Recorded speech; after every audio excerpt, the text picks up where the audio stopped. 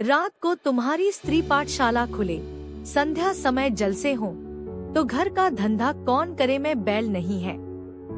तुम्ही लोगों के लिए इस जंजाल में फंसा हुआ है। अपने ऊपर लाद न ले जाऊंगा। तुम्हें कुछ तो मेरी मदद करनी चाहिए। बड़े नीतिवान बनते हो।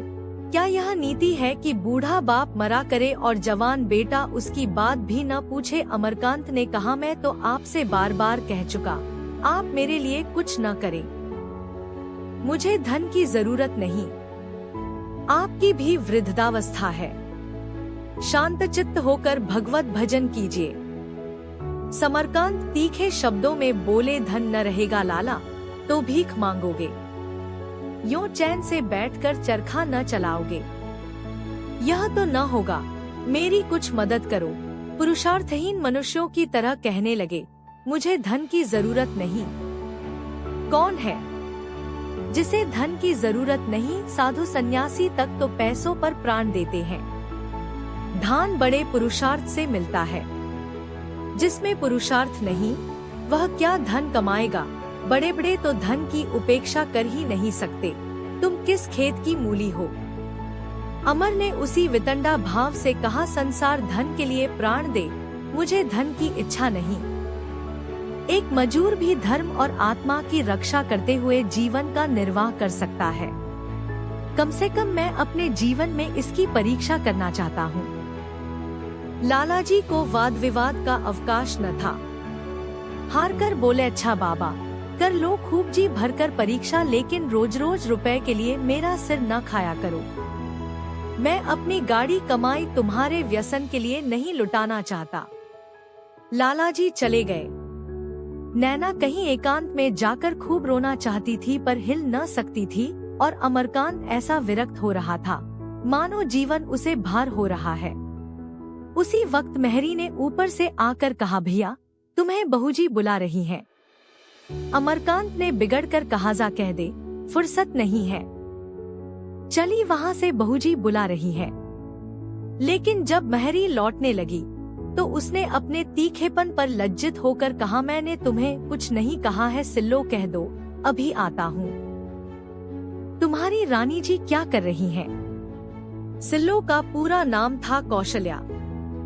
शीतला में पति, पुत्र और एक आंख जाती रही थी। तब से विक्षिप्त सी हो गई थी। रोने की बात पर हंसती, हंसने की बात पर रोती। घर के और सभी प्राणी, यहाँ तक कि नौकर चाकर तक उसे डांटते रहते थे। केवल अमरकांत उसे मनुष्य समझता था। कुछ स्वस्थ होकर बोली, बैठी कुछ लिख रही हैं। लालाजी चीखते थे, इसी से तुम्हें बुला भेजा। अमर जैसे गिर पड़ने के बाद गर्द झाड़ता हुआ प्रसन्न मुख ऊपर चला। सुखदा अपने कमरे के द्वार पर खड़ी थी। बोली, तुम्हारे तो दर्शन ही दुर्लभ हो जाते हैं। स्कूल से आकर चरखा ले बैठते हो। क्यों नहीं मुझे घर भेज देते? जब मेरी जरूरत समझना, बुला भेजना। अब की आए मुझे 6 महीने हुए। मियाद पूरी हो गई। अब तो रिहाई हो जानी चाहिए। यह कहते हुए उसने एक तश्तरी में कुछ नमकीन और कुछ मिठाई लाकर मेज पर रख दी और अमर का हाथ पकड़ कमरे में ले जाकर कुर्सी पर बैठा दिया। यह कमरा और सब कमरों से बड़ा, हवादार और सुसज्जित था। दरी का गर्श था। उस पर करीने से कई गद्देदार और सादी कुर्सियां लगी हुई थी। बीच में एक छोटी सी नक्काशीदार गोल मेज थी। शीशे की अलमारियों में सजिल्द पुस्तकें सजी हुई थी। आलों पर तरह तरह के खिलौने रखे हुए थे। एक कोने में मेज पर हारमोनियम रखा हुआ था। दीवारों पर धुरंधर, रवि वर्मा और कई चित्रकारों की तस्वीरें शोभा दे रही थी। 2-3 पुराने चित्र भी थे। कमरे की सजावट से सुरुचि और संपन्नता का आभास होता था। अमरकांत का सुखदा से विवाह हुए 2 साल हो चुके थे। सुखदा 2 बार तो एक महीना रहकर चली गई थी। अब की उसे आए 6 महीने हो गए थे, मगर उनका स्नेह अभी तक ऊपर ही ऊपर था। गहराइयों में दोनों एक दूसरे से अलग अलग थे। सुखदा ने कभी अभाव न जाना था, जीवन की कठिनाइयां न सही थी। वह जाने माने मार्ग को छोड़कर अनजान रास्ते पर पाँव रखते डरती थी। भोग और विलास को वह जीवन की सबसे मूल्यवान वस्तु समझती थी और उसे हृदय से लगाए रहना चाहती थी। अमरकांत को वह घर के कामकाज की ओर खींचने का प्रयास करती रहती थी। कभी समझाती थी, कभी रूठती थी, कभी बिगड़ती थी। सास के न रहने से वह एक प्रकार से घर की स्वामिनी हो गई थी। बाहर के स्वामी लाला समरकांत थे, पर भीतर का संचालन सुखदा ही के हाथों में था। किंतु अमरकांत उसकी बातों को हंसी में टाल देता, उस पर अपना प्रभाव डालने की कभी चेष्टा न करता। उसकी विलासप्रियता मानो खेतों में हवा की भांति उसे डराती रहती थी। खेत में हरियाली थी, दाने थे, लेकिन वह हवा निश्चल भाव से दोनों हाथ फैलाए खड़ा उसकी ओर घूरता रहता था।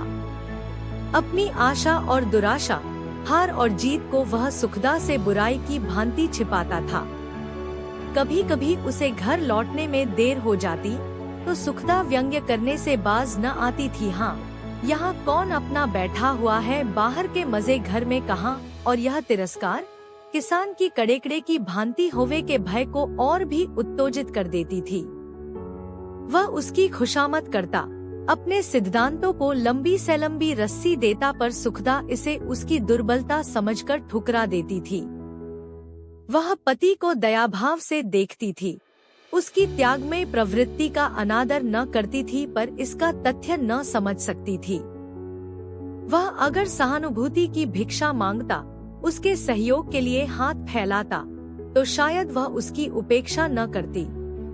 अपनी मुट्ठी बंद करके, अपनी मिठाई आप खाकर वह उसे रुला देता। वह भी अपनी मुट्ठी बंद कर लेती थी और अपनी मिठाई खाती थी। दोनों आपस में हंसते बोलते थे, साहित्य और इतिहास की चर्चा करते थे, लेकिन जीवन के गूढ़ व्यापारों में पृथक थे। दूध और पानी का मेल नहीं, रेत और पानी का मेल था, जो एक क्षण के लिए मिलकर पृथक हो जाता था। अमर ने इस शिकायत की कोमलता या तो समझी नहीं, या समझकर उसका रस न ले सका। लालाजी ने जो आघात किया था, अभी उसकी आत्मा उस वेदना से तड़प रही थी। बोला, मैं भी यही उचित समझता हूँ। अब मुझे पढ़ना छोड़कर जीविका की फिक्र करनी पड़ेगी। सुखदा ने खींचकर कहा, हाँ, ज्यादा पढ़ लेने से, सुनती हूँ, आदमी पागल हो जाता है। अमर ने लड़ने के लिए यहाँ भी आस्तीनें चढ़ा लीन, तुम यह आक्षेप व्यर्थ कर रही हो। पढ़ने से मैं जी नहीं चुराता, लेकिन इस दशा में पढ़ना नहीं हो सकता। आज स्कूल में मुझे जितना लज्जित होना पड़ा, वह मैं ही जानता हूँ। अपनी आत्मा की हत्या करके पढ़ने से भूखा रहना कहीं अच्छा है। सुखदा ने भी अपने शस्त्र संभालो, बोले, मैं तो समझती हूँ कि घड़ी दो घड़ी दुकान पर बैठकर भी आदमी बहुत कुछ पढ़ सकता है। चरखे और जलसों में जो समय देते हो, वह दुकान पर दो तो कोई बुराई न होगी। फिर जब तुम किसी से कुछ कहोगे नहीं, तो कोई तुम्हारे दिल की बातें कैसे समझ लेगा। मेरे पास इस वक्त भी 1000 रुपए से कम नहीं। वह मेरे रुपए हैं, मैं उन्हें उड़ा सकती हूँ। तुमने मुझसे चर्चा तक न की। मैं बुरी सही, तुम्हारी दुश्मन नहीं। आज लालाजी की बातें सुनकर मेरा रक्त खौल रहा था। 40 रुपए के लिए इतना हंगामा, तुम्हें जितनी जरूरत हो मुझसे लो। मुझसे लेते तुम्हारे आत्मसम्मान को चोट लगती हो, अम्मा से लो। वह अपने को धान्य समझेंगी। उन्हें इसका अरमान ही रह गया कि तुम उनसे कुछ मांगते। मैं तो कहती हूँ, मुझे लेकर लखनऊ चले चलो और निश्चित होकर पढ़ो। अम्मा तुम्हें इंग्लैंड भेज देंगी, वहाँ से अच्छी डिग्री ला सकते हो। सुखदा ने निष्कपट भाव से यह प्रस्ताव किया था। शायद पहली बार उसने पति से अपने दिल की बात कही। अमरकांत को बुरा लगा। बोला, मुझे डिग्री इतनी प्यारी नहीं है कि उसके लिए ससुराल की रोटियां तोड़ूं। अगर मैं अपने परिश्रम से धनोपार्जन करके पढ़ सकूंगा तो पढ़ूंगा, नहीं कोई धंधा देखूंगा। मैं अब तक व्यर्थ ही शिक्षा के मोह में पड़ा हुआ था। कॉलेज के बाहर भी अध्ययनशील आदमी बहुत कुछ सीख सकता है। मैं अभिमान नहीं करता, लेकिन साहित्य और इतिहास की जितनी पुस्तकें इन 2-3 सालों में मैंने पढ़ी हैं, शायद ही मेरे कॉलेज में किसी ने पढ़ी हो। सुखदा ने इस अप्रिय विषय का अंत करने के लिए कहा, अच्छा नाश्ता तो कर लो, आज तो तुम्हारी मीटिंग है। 9 बजे के पहले क्यों लौटने लगे? मैं तो टाकीज में जाऊंगी। अगर तुम ले चलो तो मैं तुम्हारे साथ चलने को तैयार हूँ। अमर ने रूखेपन से कहा, मुझे टाकीज जाने की फुर्सत नहीं है, तुम जा सकती हो। फिल्मों से भी बहुत कुछ लाभ उठाया जा सकता है, तो मैं तुम्हें मना तो नहीं करता। तुम क्यों नहीं चलते? जो आदमी कुछ उपार्जन न करता हो उसे सिनेमा देखने का अधिकार नहीं। मैं उसी संपत्ति को अपना समझता हूँ जिसे मैंने परिश्रम से कमाया है। कई मिनट तक दोनों गुम बैठे रहे। जब अमर जलपान करके उठा तो सुखदा ने सप्रेम आग्रह से कहा, कल से संध्या समय दुकान पर बैठा करो। कठिनाइयों पर विजय पाना पुरुषार्थी मनुष्यों का काम है अवश्य, मगर कठिनाइयों की सृष्टि करना, अनायास पाव में कांटे चुभाना कोई बुद्धिमानी नहीं है। अमरकांत इस आदेश का आशय समझ गया पर कुछ बोला नहीं। विलासिनी संकटों से कितना डरती है, यह चाहती है मैं भी गरीबों का खून चूसूं, उनका गला काटूं, यह मुझसे न होगा। सुखदा उसके दृष्टिकोण का समर्थन करके कदाचित उसे जीत सकती थी। उधर से हटाने की चेष्टा करके वह उसके संकल्प को और भी दृढ़ कर रही थी। अमरकांत उससे सहानुभूति करके अपने अनुकूल बना सकता था, पर शुष्क त्याग का रूप दिखाकर उसे भयभीत कर रहा था।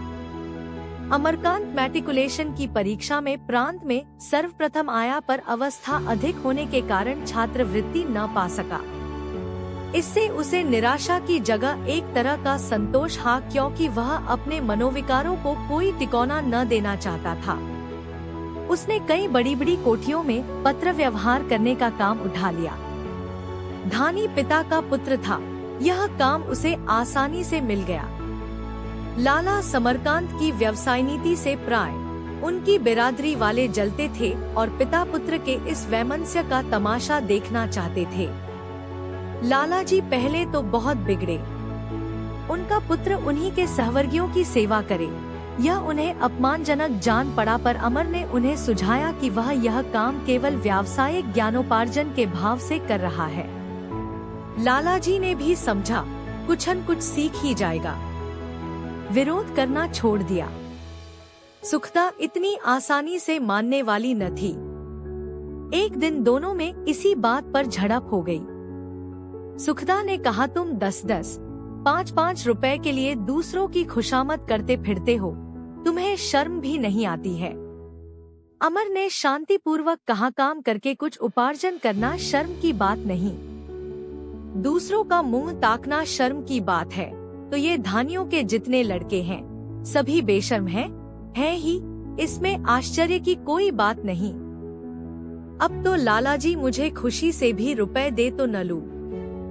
जब तक अपनी सामर्थ्य का ज्ञान न था तब तक उन्हें कष्ट देता था। जब मालूम हो गया कि मैं अपने खर्च भर को कमा सकता हूँ तो किसी के सामने हाथ क्यों फैलाऊं? सुखदा ने निर्दयता के साथ कहा, तो जब तुम अपने पिता से कुछ लेना अपमान की बात समझते हो तो मैं क्यों उनकी आतिथ बनकर रहूं? इसका आशय तो यही हो सकता है कि मैं भी किसी पाठशाला में नौकरी करूं या सीने पिरोने का धंधा उठाऊं। अमरकांत ने संकट में पड़कर कहा, तुम्हारे लिए इसकी जरूरत नहीं। क्यों, मैं खाती पहनती हूँ, गहने बनवाती हूँ, पुस्तकें लेती हूँ, पत्रिकाएं मंगवाती हूँ, दूसरों ही की कमाई पर। तो इसका तो यह आशय भी हो सकता है कि मुझे तुम्हारी कमाई पर भी कोई अधिकार नहीं, मुझे खुद परिश्रम करके कमाना चाहिए। अमरकांत को संकट से निकलने की एक युक्ति सूझ गई। अगर दादा या तुम्हारी अम्मान जी तुमसे चिढ़े और मैं भी ताने दूं, तब निस्संदेह तुम्हें खुद धन कमाने की जरूरत पड़ेगी। कोई मुंह से न कहे पर मन में तो समझ सकता है। अब तक तो मैं समझती थी तुम पर मेरा अधिकार है। तुमसे जितना चाहूंगी लड़कर ले लूंगी, लेकिन अब मालूम हुआ मेरा कोई अधिकार नहीं। तुम जब चाहो मुझे जवाब दे सकते हो। यही बात है या कुछ और? अमरकांत ने हार कर कहा। तो तुम मुझे क्या करने को कहती हो? दादा से हर महीने रुपए के लिए लड़ता रहूं? सुखदा बोली, हाँ, मैं यही चाहती हूँ। यह दूसरों की चाकरी छोड़ दो और घर का धंधा देखो। जितना समय उधर देते हो उतना ही समय घर के कामों में दो। मुझे इस लेन देन सूद ब्याज से घृणा है। सुखदा मुस्कुराकर बोलिया, तो तुम्हारा अच्छा तर्क है। मरीज को छोड़ दो, वह आप अच्छा हो जाएगा। इस तरह मरीज मर जाएगा, अच्छा न होगा। तुम दुकान पर जितनी देर बैठोगे कम से कम उतनी देर तो यह घृणित व्यापार न होने दोगे। यह भी तो संभव है कि तुम्हारा अनुराग देखकर लालाजी सारा काम तुम ही को सौंप दे।